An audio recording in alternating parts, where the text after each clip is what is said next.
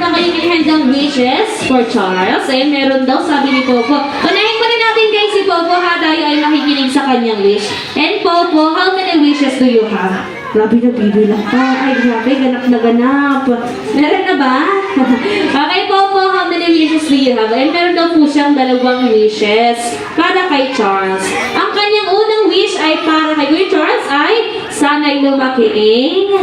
Ano yan? Pogi at macho. Ayan, at may 6-pack abs. Mana saan? Sa kanya? Daddy of course. Wala pa naman natin yan. Grabe naman. Bang! Bang! Okay, at ang second wish po ni Popo para kay Charles ay sana'y lumaki siyang down to earth. Pa! Grabe! Palakpakan naman natin yan! May pa-3 points si Javi. Kaya si Popo. Okay, Daddy B, how many wishes do you have? Ayan, meron siyang isa.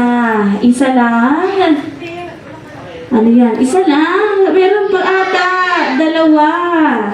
2 lang ba? Ano? 2? 3 na. Grabe, dinagdagan mo pa talaga. 3 lang. 4 lang? Uy, 5. 4 lang yan, Jollibee. Ayan, sige, Jollibee, simulan natin ang iyong unang wish para kay Kuya Charles ay sana'y lumaki siya, matalino, at makatapos ng pag-aaral at maabot ang kanyang pangarap sa buhay. Palakpakan naman po natin yan. Game start!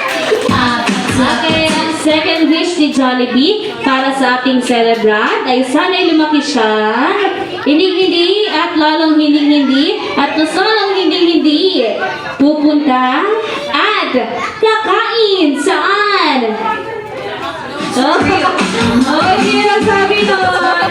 Mali po kayo na pupunta at kakain sa labas. Kasi nga po mainit. Dapat dito lang daw sa Jollibee para malamig. Hindi naman pala eh. Okay, at ang second wish ulitin natin para kay Charles ay sana'y lumaki siya, hindi at lalong hindi at mas lalong hindi magiging sakitin. Dapat laging healthy and strong. Palakpakan naman natin yan. Ano yan? Malaki katawan? Okay, Jollibee. Next, third wish ni Jollibee para kay Kuya Charles ay sana'y lumaki siya. May kinuha. Nagbibilang ng pera. Yan, mapera raw for mayaman. At mapagbigay sa lahat. Lalo na kay Popo and Jollibee. Ayusin nyo. Bakit? Ay, grabe Okay, at ang last wish ni Jollibee para kay Charles ay sana'y lumaki siya. Always be happy like our best friends, Popo and Jollibee. Palakpakan naman natin sila. And para po sa formal na pagtatapos ng ating programa, ayan, thank you message naman po sa parents para sa ating mga bisita. Sir and ma'am, pasalamatan po natin ang mga guests. Maraming salamat sa lahat ng pumunta.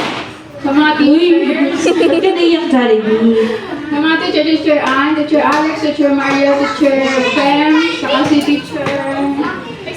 Thank you so much. Sa mga Marites, sa mga Sharon, sa mga kapitbahay ko, salamat sa gift. Ate Luningning, salamat. Kuya Victor, Ate Rhea, sa family namin, sa mga host, at sa Poging Jollibee, at sa Poging Popo. Kasi Daddy naman baka may gusto pang sabihin. Thank you, lalo na sa mga kamag-anak ko, yung kapatid ko, yung nagatid ng mga gamit dito.